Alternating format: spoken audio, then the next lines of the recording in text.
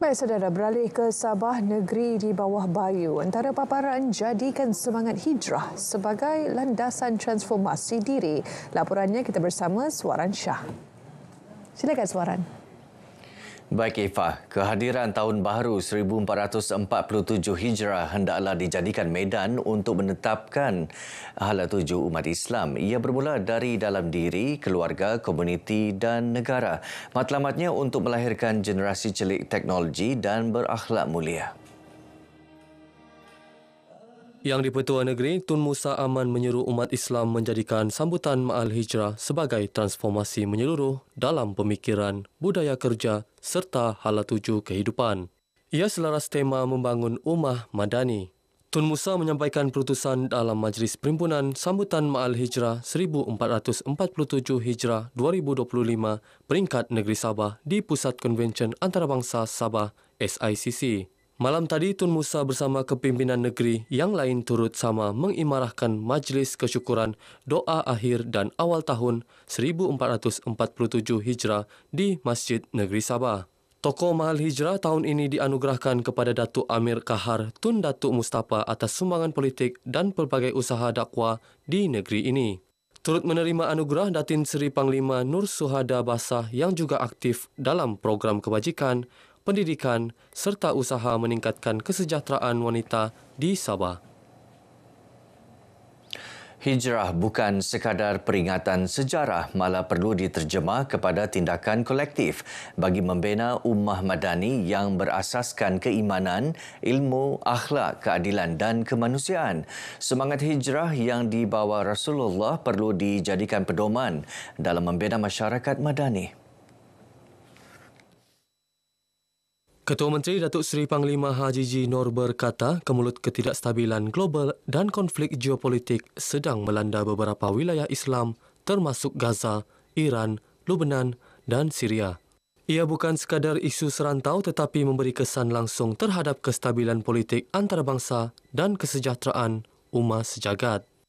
Ancaman-ancaman baharu terhadap ummah seperti Islamofobia, krisis kemanusiaan dan tekanan ekonomi global berpunca daripada agenda kuasa besar Barat termasuk konsep Orde Baharu Dunia.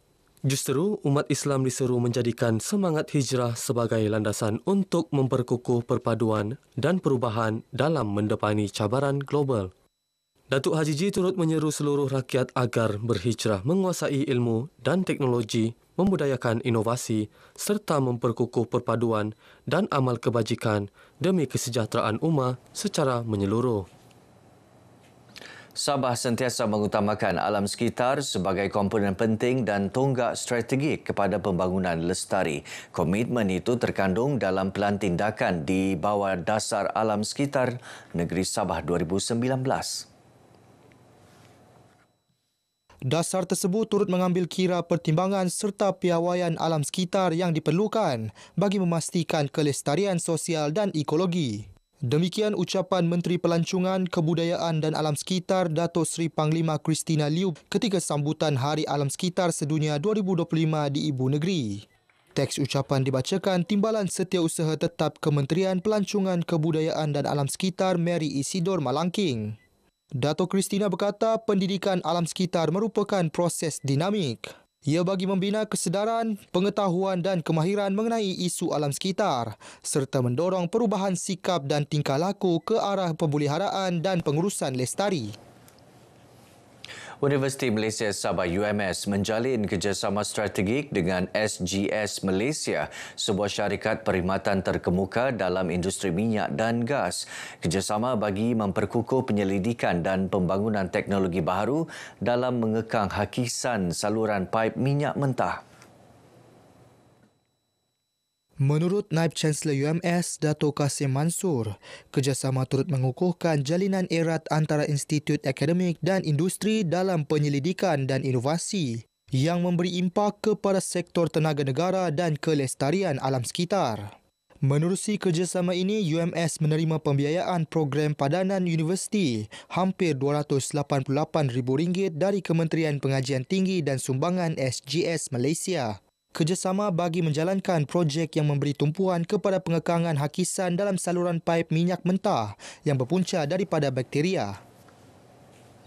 Orang ramai dialu-alukan hadir memeriahkan Carnival Civil Military Cooperation (CIMIC). CIMIC atau Kerjasama Awam Tentera 2025 berlangsung mulai esok di Kompleks Sukan Tawau. Menurut Panglima Brigade ke-13 Infanteri Brigadier Jeneral Dato' Jagjit Singh Indar Singh, objektif utama Karnival ialah memperkukuh hubungan antara anggota tentera dengan masyarakat awam. Ini adalah macam hari terbuka Angkatan Tentera Malaysia di mana semua aset-aset kami bawa keluar dan berpertuntunkan kepada rakyat, dan kita beri peluang kepada rakyat warga Tawau sama-sama melihat aset tersebut dan memahami apakah tugas dan tanggungjawab atau peranan yang dimainkan oleh Angkatan Tentera. Beliau ditemui RTM selepas menjadi tetamu khas interaksi @Tawau FM di Tawau. Antara pengisian Karnival CIMIC termasuk pameran ketenteraan, pemeriksaan kesihatan percuma, larian muhibah, sumbangan kotak rezeki dan forum perdana ehwal Islam. Jabatan Penjara membuka penyertaan kepada pihak luar bagi menyertai pertandingan mahupun aktiviti yang dianjurkan. Ia bertujuan memberi ruang dan pengalaman kepada prospek bersaing secara sihat dengan orang awam.